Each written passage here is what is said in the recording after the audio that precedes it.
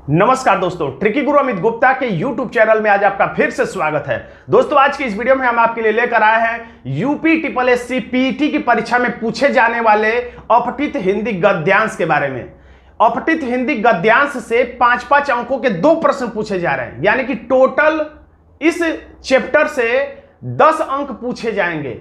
और आज के इस वीडियो में हम आपको बताएंगे कि अपठित गद्यांश के प्रश्नों को तेजी से और सटीक और सही उत्तर देना है 10 में 10 सभी प्रश्नों के, तो किन ट्रिक्स का आपको इस्तेमाल करना चाहिए। और इन प्रश्नों के शीर्षक, इस गद्यांश का अगर शीर्षक पूछा जाता है तो शीर्षक चुनने की ट्रिक भी आपको बताई जाएगी। और इन प्रश्नों को सॉल्व करते समय आपको किन सावधानियों का ध्यान रखना चाहिए ये भी बताया जाएगा। और लास्ट में एक प्रश्न के माध्यम से हम लोग देखेंगे कि कैसे प्रश्न को सॉल्व किया जाता है। तो अगर आपको 10 में टोटल 10 अंक पाना है, वो भी फ्री में, तो आप इस वीडियो में शुरू से लास्ट तक बने रहिए।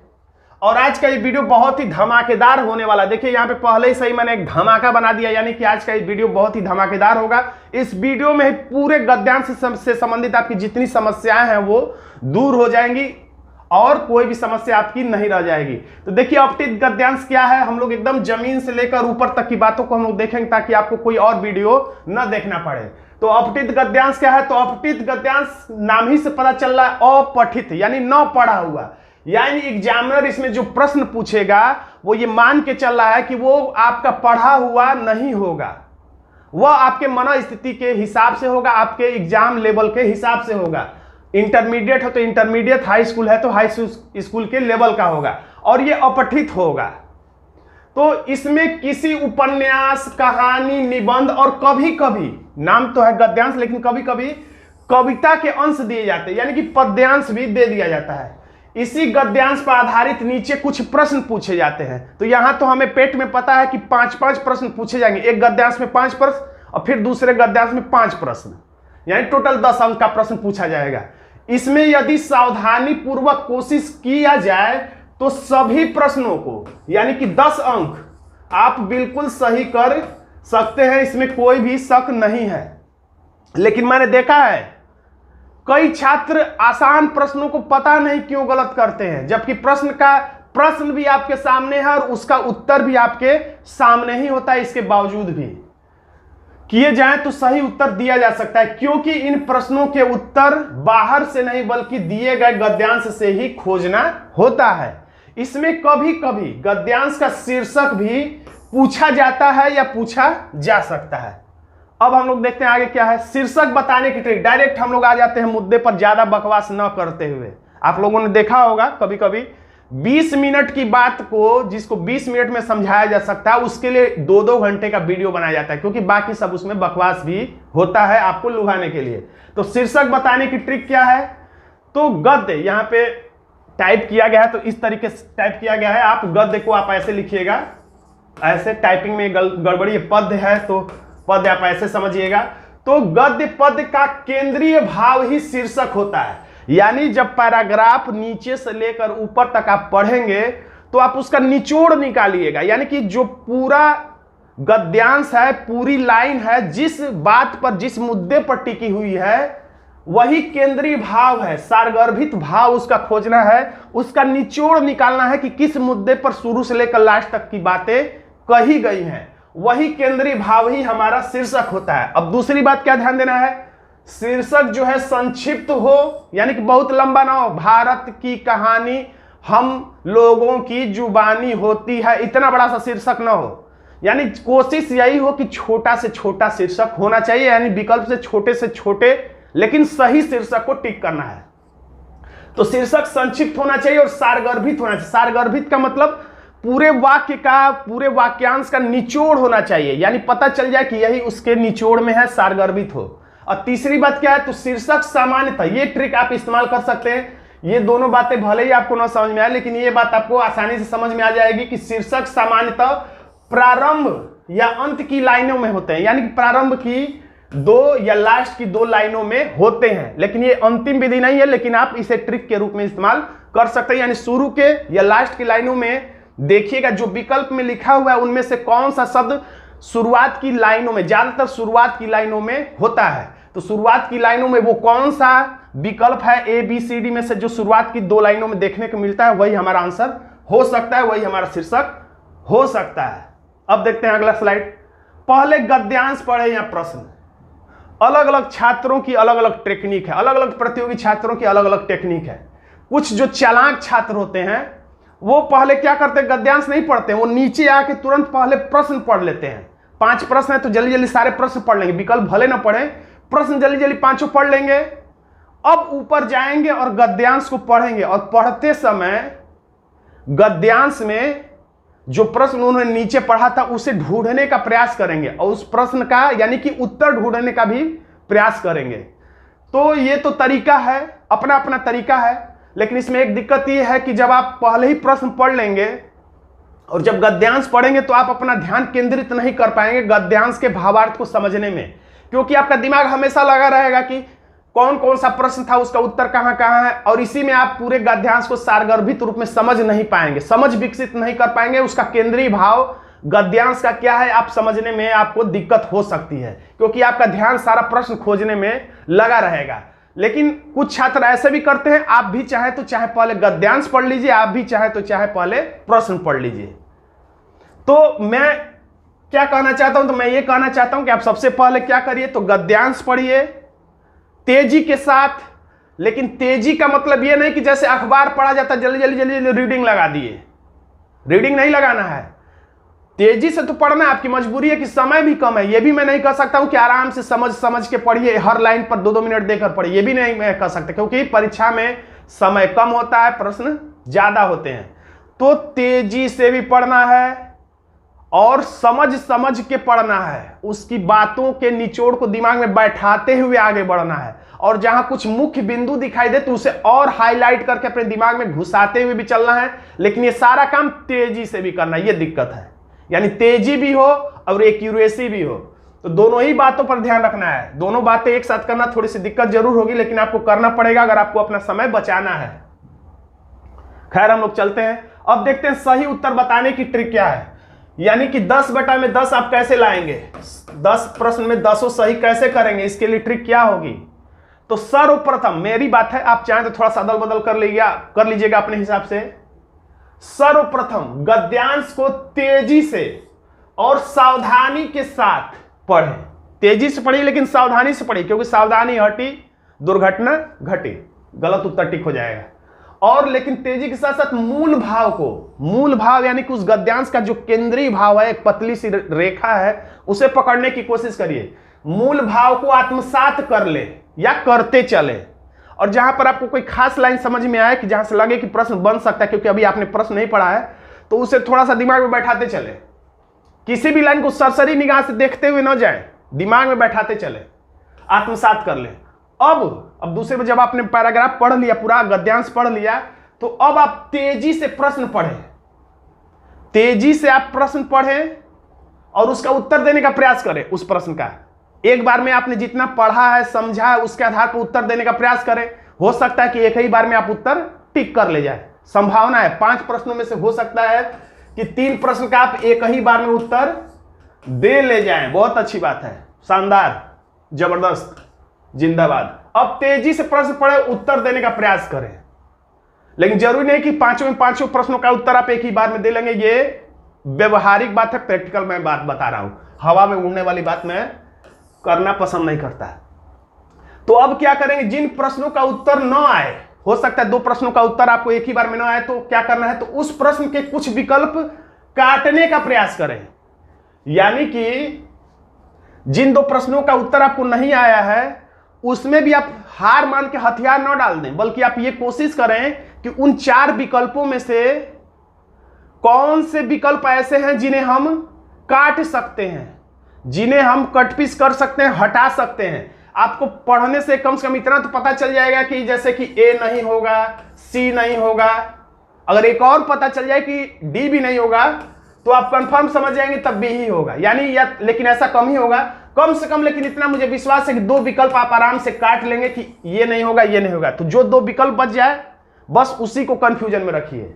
अब उसके बाद आपको क्या करना है, अब जिन प्रश्नों में कंफ्यूजन है, यानी जो जिन 2 प्रश्नों में मान लीजिए कंफ्यूजन है, उन्हें पुनः गद्यांश पढ़ें और सही कर लें। यानी कि गद्यांश पढ़िए और जो दो विकल्पों में आपको कंफ्यूजन है तो जब पैराग्राफ में पढ़ेंगे वो लाइन जहां पे आई होगी वहां से कंफर्म कर लीजिए कि जो दो विकल्प बचे हुए इनमें से आपका आंसर कौन होगा कंफर्म। अब उसके बाद तेजी से सटीक उत्तर देने के लिए सबसे बड़ी रणनीति है प्रैक्टिस प्रैक्टिस प्रैक्टिस। खूब प्रैक्टिस करिए। जरूरी नहीं आपने सारा ट्रिक समझ लिया कर लिया, लेकिन प्रैक्टिस नहीं करेंगे तो स्पीड नहीं बनेगी। कम से कम ऐसे 20 गद्यांश 25 गद्यांश आप सॉल्व करिए तो अपने आप आपकी जो स्पीड है वो बन जाएगी और एक बार में गद्यांश का भावार्थ समझने की जो आदत है वो भी विकसित हो जाएगी। खैर आगे और भी रिसर्च है मेरा। अब क्या क्या सावधानियां रखना चाहिए,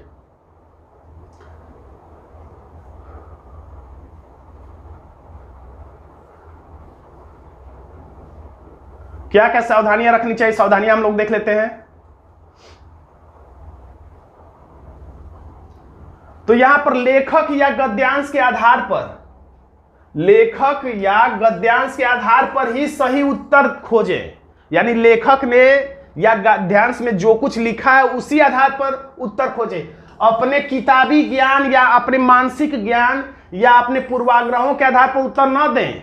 इसका मतलब अगर गद्यांश में कहा जा रहा है कि जनसंख्या विस्फोट विश्व में होने की स्थिति है और भारत जनसंख्या में प्रथम स्थान पर है, लेकिन आपको अगर पता भी चलता है कि ये बात गलत है कि भारत जनसंख्या में प्रथम स्थान पर है, इसके बावजूद भी अगर नीचे प्रश्न फिर दोबारा पूछेगा गद्यांश में कि विश्व में जनसंख्या में प्रथम स्थान पे कौन है, तो आपको भारत को ही टिक करना है, आपको चीन को टिक नहीं करना होगा। गद्यांश में जो अगर गलत लिखा है, मोटा मोटी यही समझिए, अगर गलत लिखा है तो आपको गलत ही टिक करना है, या तथ्यात्मक रूप से या भाव के आधार पे।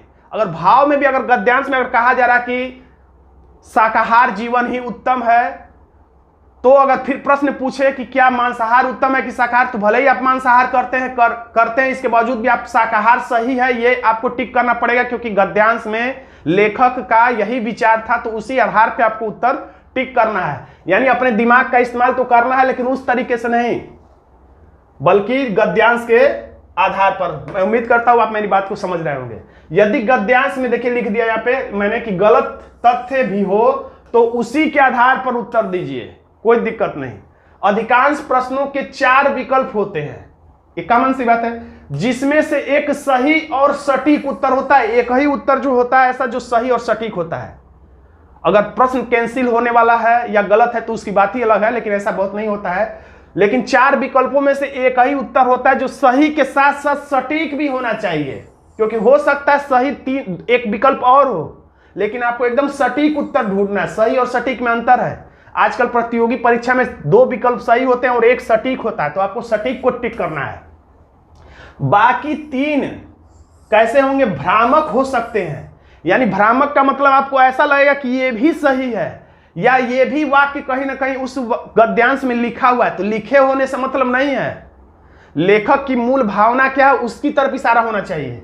भ्रामक और निकटतम सही लग सकता है, निकटतम सही है, लेकिन 4 विकल्पों में जो सबसे ज्यादा सही होगा, जो लेखक की भाव के या गद्यांश के भाव के अनुकूल होगा, उसे ही आपको टिक करना होगा। यह मेन मुद्दा है, इसे आप ध्यान रखिएगा। भ्रामक होते हैं।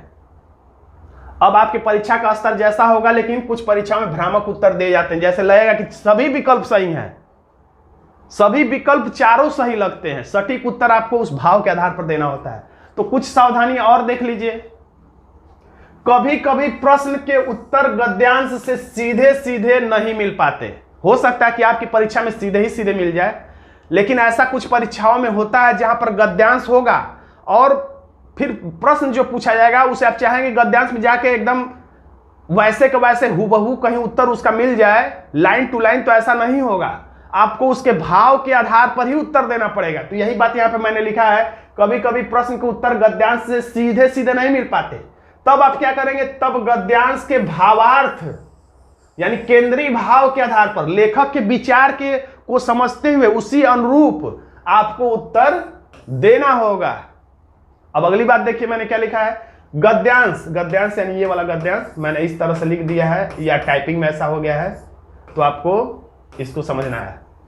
गद्यांश को समाचार पत्र की तरह पढ़कर, मैंने अभी बताया था कि ये नहीं गद्यांश को जल्दी जल्दी बस पढ़ते जाए समाचार पत्र की तरह। पढ़ना नहीं है, अध्ययन करना है। गद्यांश को समाचार पत्र की तरह न पढ़कर प्रत्येक शब्द, एक एक शब्द का अलग अलग अर्थ होता है, एक एक शब्द में बहुत सी भावनाएं छुपी होती है, यानी प्रत्येक शब्द और प्रत्येक वाक्य को गंभीरता से पढ़ना है, यानी ध्यान देना हर शब्द पे और हर वाक्य पर गंभीरता से ध्यान देते हुए आगे बढ़ना, न कि समाचार पत्र की तरह बाँचना है। अब अगली बात, अंतिम बात, सही उत्तर तक पहुंचने के लिए गद्यांश पढ़ते समय एकाग्रता का होना आवश्यक है। यह नहीं कि दाएं बाएं भी देख रहे हैं कि क्या कहीं से ताका झाकी से भी उत्तर मिल जाए। खैर ऑनलाइन परीक्षा है, फिर भी एकाग्रता आप में होनी चाहिए, एकदम एकाग्र होके। और ये एकाग्रता कैसे आएगी, कोई रॉकेट साइंस नहीं है। कैसे आएगी, प्रैक्टिस से आएगी। घर पे जब आप प्रश्न लगाइए तो 2 प्रश्न 4 प्रश्न 4 गद्यांश 5 गद्यांश पढ़ते पढ़ते जब आदी हो जाएंगे तो आपको समझ में आ जाएगा कि एकाग्र कैसे होना है जब 2-4 प्रश्न आपका गलत होगा। अब देखिए, चलिए अब गद्यांश को देख लेते हैं। पूरा ढांचा तो हमने बना दिया, अब इसे हम प्रैक्टिकल करके देख ले कि प्रैक्टिकल में हम ऐसे प्रश्नों को कैसे सॉल्व करते हैं, क्योंकि जब तक हम लोग प्रैक्टिकल नहीं करेंगे तो हवाई बातों से कुछ समझ में नहीं आएगा। तो देखिए, किसी परीक्षा में यह आया हुआ प्रश्न है, खैर इसका नाम ही अपठित गद्यांश, तो कहीं से भी हो सकता है। तो गद्यांश अब हम लोग पढ़ना शुरू करते हैं।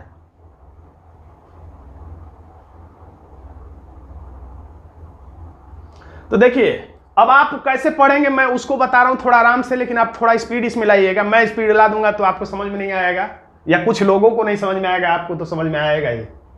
सच्चे वीर अपने प्रेम के जोर से लोगों को सदा के लिए बांध देते हैं। रीडिंग नहीं लगाना है, सच्चे वीर। देखिए किसकी बात कर रहा है, सच्चे वीर, झूठे वीर नहीं। सच्चे वीर प्रेम के जोर से, अपने प्रेम के जोर से, यानी अपने अंदर गंभीरता से पढ़ना है, अपने अंदर समाहित करके पढ़ना है, लेकिन तेजी से पढ़ना है। मैं भले ही धीरे से पढ़ रहा हूं समझाने के लिए। अपने प्रेम के जोर से लोगों को सदा के लिए बांध देते हैं। वीरता की अभिव्यक्ति कई प्रकार से होती है। वीरता की अभिव्यक्ति जो है वो कई प्रकार से होती है, एक ही प्रकार से नहीं होती। कई तरीका है प्रकट करने का, कई प्रकार से होती है। कभी लड़ने मारने से, कभी खून बहाने से दुश्मनों के या किसी के भी, तोप तलवार के सामने बलिदान दे देने से, यानी कई प्रकार होता है, वो बता रहा कैसे कैसे। तो कभी जीवन के गूढ़ तत्व और सत्य की तलाश में बुद्ध जैसे राजा विरक्त होकर वीर हो जाते हैं, यानी गौतम बुद्ध भी को वीर यहां पर वीर कहा गया है। सत्य की तलाश में, देखिए यहां पे कहा गया कभी कभी गूढ़ तत्व और सत्य की तलाश में बुद्ध जैसे राजा विरक्त होकर वीर हो जाते, यानी इनको भी वीर माना गया है। वीरता एक प्रकार की अंतःप्रेरणा है। क्या है, अंतःप्रेरणा। हो सकता है प्रश्न बन जाए नीचे जाके कि क्या प्रेरणा है, तो वीरता क्या है, तो अंतःप्रेरणा। तो ऐसे शब्दों पर ध्यान देते रहना है। जब कभी उसका विकास हुआ तभी एक रौनक, एक रंग, एक बहार संसार में छा गई। ये सोचते हुए पढ़ना है। मैं काम ये धीरे धीरे कर रहा हूं, आप ऐसे मत करिएगा, आप तेजी से पढ़िएगा। वीरता हमेशा निराली और नई होती है, नई होती है एकदम, हमेशा निराली होती है, नई होती है। वीरों को बनाने के कारखाने नहीं होते, जैसे बेवकूफों के बनाने के कोई अलग से कारखाने नहीं होते, हम और आप जैसे ही होते हैं लोग बेवकूफ, उसी तरह से वीरों के कोई अलग से कारखाने नहीं होते, यानी वीर कारखानों से पैदा नहीं होते। वे तो देवदार के वृक्ष की भांति जीवन रूपी वन में स्वयं पैदा हो जाते हैं। किसकी तरह, तो देवदार वृक्ष की तरह स्वयं पैदा हो जाते हैं, और बिना किसी पानी के। देवदार बड़ा हो जाता है तो उसे पानी की जरूरत नहीं, जमीन से भूमिगत जल खींचता रहता है। किसी पानी या बिना किसी दूध के पिलाए बढ़ते हैं, यानी दूध और पानी की जरूरत नहीं होती। जीवन के केंद्र में निवास करो, जीवन के केंद्र में निवास करो और सत्य की चट्टान पर दृढ़ता से खड़े हो जाओ। सत्य की, किसकी चट्टान पर, तो सत्य की चट्टान पर। ऐसे ऐसे शब्दों को थोड़ा सा दिमाग में बैठाते चलिएगा। दृढ़ता से खड़े हो जाओ, बाहर की सतह छोड़कर अंदर की तहों में पहुंचो, तब नए रंग खिलेंगे। यही वीरता का संदेश है, यही वीरता का संदेश है। अब संदेश हमने पढ़ लिया, अब हम लोग चलते हैं प्रश्न की तरफ। गद्यांश को मैंने बार बार लिया है ताकि आप प्रश्न के बाद गद्यांश देखने के हम लोग आदी होते हैं। प्रश्न और उसका वास्तविकता, व्यवहारिकता यही है कि हम लोग प्रश्न देखते हैं, भले ही गद्यांश पढ़ के आए, लेकिन प्रश्न देखने के बाद तुरंत हम लोग ऊपर जाकर गद्यांश देखने लगते हैं। तो ऐसे भी आप करिए, कोई दिक्कत नहीं, तेजी से करिएगा। इस गद्यांश के लिए उपयुक्त शीर्षक देखिए पूछ दिया है, तो शीर्षक क्या होगा? पहले क्या किया करिए, कम से कम कोशिश करिए अधिक से अधिक विकल्पों को काटा जाए, ताकि हम उन 1 या 2 या 3 में ही ऊपर जाके हम आंसर फिर से एक बार तलाश सके। वीरता संस्मरण, तो वीरता का कोई संस्मरण या कहानी नहीं सुनाया गया, तो ये नहीं होगा, कट गया ये। अब सच्ची वीरता, तो सच्ची वीरता के बारे में बताया गया, हो सकता है। वीरों का उत्पन्न होना, तो वीरों के उत्पन्न होने के बारे में भी कुछ कुछ बताया गया है कि वीर कैसे उत्पन्न होते हैं, कहीं फैक्ट्री में नहीं उत्पन्न होते, तो ये भी हो सकता है। देवदार और वीर, देवदार के बारे में बताया गया है, लेकिन इसको हम लोग काट देते हैं क्योंकि ये उत्तर भ्रामक है, शीर्षक भ्रामक, क्योंकि शुरू से लास्ट तक केवल देवदार और वीर की तुलना नहीं की गई है। देवदार का एक जगह उल्लेख बस किया गया, तो ये नहीं कि देवदार से ही इसको हम लोग पूरी कहानी को जोड़ देंगे, तो ये भी नहीं होगा। अब ये अलग बात है कि आपको सभी शीर्षक सही लगे तो उसके लिए क्या किया जा सकता है। तो मेरे हिसाब से बी और सी में से कोई शीर्षक हो सकता है। तो अगर कहा जाए कि शीर्षक छोटा सा होना चाहिए तो सच्ची वीरता हो सकता है, लेकिन जरूरी नहीं, कभी कभी इतना बड़ा भी शीर्षक हो सकता है, वीरों का उत्पन्न होना। तो हमें 2 में से ही एक खोजना है, सच्ची वीरता और वीरों का उत्पन्न होना में से कौन होगा। ये मुझे गलत लग रहा है, ये तो बिल्कुल गलत है, ये भी गलत है। तो फिर से हम लोग देखते हैं, मैंने बताया था पहली और अंतिम लाइनों में हो सकता है, पहली 2 लाइनों में और अंतिम 2 लाइनों में। अंतिम में 2 लाइनों में अगर देखा जाए तो निवास करते हो सत्य की चट्टान की तरह खड़े हो जाओ, बाहर की तरह को छोड़ना, समझ नहीं आ रहा है। ज्यादातर शुरू की लाइनों में होते हैं, तो सच्चे वीर अपने प्रेम के जोर से लोगों को सदा के लिए बांध देते हैं। वीरता की अभिव्यक्ति कई प्रकार से होती है। सच्चे वीर के बारे में यहां से यहां तक बताया गया कि दूध की जरूरत नहीं होती है, देवदार की तरह होते हैं, वो नई नई रौनक तलाश लेते हैं, निराले होते हैं। जितनी विशेषता बताई गई सच्चे वीरों की बताई गई, कितने प्रकार के वीर होते हैं ये बताए गए हैं। यानी हमारा सबसे सही उत्तर यहां पर हो जाता है विकल्प बी, सच्ची वीरता। अब अगला प्रश्न, पैराग्राफ आपका बार बार नहीं रहेगा, मैंने ले लिया ताकि बहुत दूर पीछे न जाना पड़े मुझे पैराग्राफ देखने के लिए। यहां पर वीरता का संदेश क्या है, तो देखिए पैराग्राफ में यहां पर लिखा है यही वीरता का संदेश है, यानी ऊपर जो है सब सारा का सारा क्या है, संदेश ही है। खैर विकल्प से हम लोग कौन सा सही है, प्रश्न बहुत आसान है, तब तो कौन सा सही है हम लोग खोज लेंगे, लेकिन प्रश्न थोड़ा सा अच्छा होगा, मध्यम होगा, कठिन होगा, तो हम लोग ये नहीं खोज पाएंगे कौन सा प्रश्न सही, हम लोग ये खोजेंगे कि कौन सा उत्तर गलत है। तो वीरता का संदेश क्या है, यह संकल्प की किसी भी हालत में युद्ध जीतना है। युद्ध जीतने की बात कह रहा था, मरने मारने की, लेकिन किसी भी हालत में युद्ध जीतना ये नहीं है कि सबको दांव पे लगा के युद्ध जीत गया, अपना इज्जत गंवा के युद्ध जीत गया, ऐसा कोई भी बात ऊपर नहीं कहा गया है। यानी ये तो हमारा बिल्कुल नहीं होगा। बुद्ध जैसे राजा की भांति विरक्त होना, तो बुद्ध की एक तुलना जरूर की गई है, लेकिन वीरता का संदेश बस ये नहीं कि युद्ध बुद्ध की तरह केवल ज्ञान की प्राप्ति में लगे रहना, ऐसा कुछ नहीं कहा। बुद्ध को भी वीर बताया गया है, ऐसा नहीं कहा गया है कि बुद्ध जैसे राजा की भांति विरक्त हो जाना ही वीरता का संदेश है। ये तो एक पक्षी हो जाएगा उत्तर, तो ये नहीं होगा। तीसरा सी में, उद्देश्य के लिए सच्चाई पर चट्टान की तरह अटल रहना, हो सकता है हमेशा नया और निराला रहना, ये भी पैराग्राफ में कहीं लिखा हुआ था। बुद्ध वाली बात मैंने काट दी क्योंकि एक पक्षी है, लेकिन सी और डी कहीं ना कहीं सही हो सकते हैं, क्योंकि नया और निराले, वीर नए और निराले होते हैं। उद्देश्य के लिए सच्चाई पर चट्टान की तरह अटल रहना, तो संदेश पूछा जा रहा है, वीरता का संदेश देखिए क्या हो सकता है। कॉमन सेंस भी लगाएंगे तो वीरता का संदेश कभी ये नहीं हो सकता कि हमेशा नया और निराला बने रहिए। एक जोकर भी हमेशा नया और निराला बना रहेगा तो क्या वो वीर है? नहीं है। तो ये उत्तर वीरता का संदेश नहीं हो सकता, भले ही थोड़ा सा कहीं लिखा हो कि वीर निराले होते हैं, लेकिन इसके बावजूद भी ये सही नहीं है। सही उत्तर सही जान पड़ता है। उद्देश्य की सच्चाई, देखिए उद्देश्य की सच्चाई पर चट्टान की तरह अटल रहते हैं, तो हम लोग देखते हैं इसे कहां लिखा है ये बात। वीरों को बनाने का कारखाना नहीं होते हुए देवदार की बात जीवन में होते हैं, और बिना किसी पानी दे, बिना किसी दूध पिलाए जीवन के केंद्र में निवास सत्य। देखिए सत्य की चट्टान पर दृढ़ता से खड़े हो जाओ, तो सत्य की चट्टान पर दृढ़ता से खड़े हो जाओ, और लास्ट में लिखा यही संदेश है वीरता का। सत्य की चट्टान पर दृढ़ता से खड़े हो जाओ, तो हो सकता है कि ये नहीं कि यही लाइन टू लाइन आपको नीचे लिख दे, उसको घुमा फिरा के भी लिख सकता है, सत्य की चट्टान पर दृढ़ता से खड़े हो जाओ। तो यहां पे लिखा उद्देश्य के लिए सच्चाई पर चट्टान की तरह अटल रहना। ये प्रश्न थोड़ा सा मध्यम से थोड़ा सा ऊपर लेवल का है, लेकिन मुझे उम्मीद है कि पीईटी में थोड़ा सा इससे आसान प्रश्न आ सकता है। देखिए आंसर हो गया सी। अब देखिए तीसरा प्रश्न, वीरों की देवदार वृक्ष से तुलना की गई है क्योंकि दोनों, यानी कि दोनों में क्या समानता है? वीरों की देवदार वृक्ष से तुलना की गई। आपको ये वाली बात याद होगी मेरे उम्मीद से, क्योंकि कुछ कुछ बातें आपको याद आ जाए। कुछ प्रश्न आप देखते भी सही कर सकते हैं। खाना पीना मिलने पर ही बढ़ते हैं, ऐसा तो लिखा ही नहीं, एकदम गलत है। वो तो लिखा है बिना दूध और बिना पानी के बढ़ते हैं, ये इसका उल्टा एकदम गलत हो गया। वीरों की देवदार वृक्ष से तुलना की गई क्योंकि दोनों का दिल उदार होता है, तो उदारता के बारे में तो कुछ नहीं बताया गया है। भले ही खून खराबा करना बताया गया है, गौतम बुद्ध बनना बताया गया है, लेकिन दिल उदार होता है, अनूठे होते हैं ये बताया गया, लेकिन उदार के बारे में कुछ नहीं बताया गया। 2 विकल्प कट गए, अच्छी बात है। सत्य का हमेशा पालन करते हैं, सत्य की पालन करते हैं नहीं करते हैं, थोड़ा थोड़ा सही लग रहा है। अगला देखते हैं, स्वयं पैदा होते, लेकिन यहां पे बात देखिए, ये बात जरूर कही गई होगी, सत्य का पालन करते होंगे, मुझे तो नहीं लग रहा है। लेकिन यहां पर वीरों की देवदार वृक्ष और वीरों की वृक्ष से तुलना की गई क्योंकि दोनों सत्य का हमेशा पालन करते हैं। देवदार का वृक्ष सत्य का सदैव पालन करता है, तो देवदार के बीच में एक कॉमन नहीं है, बिल्कुल गलत हो गया।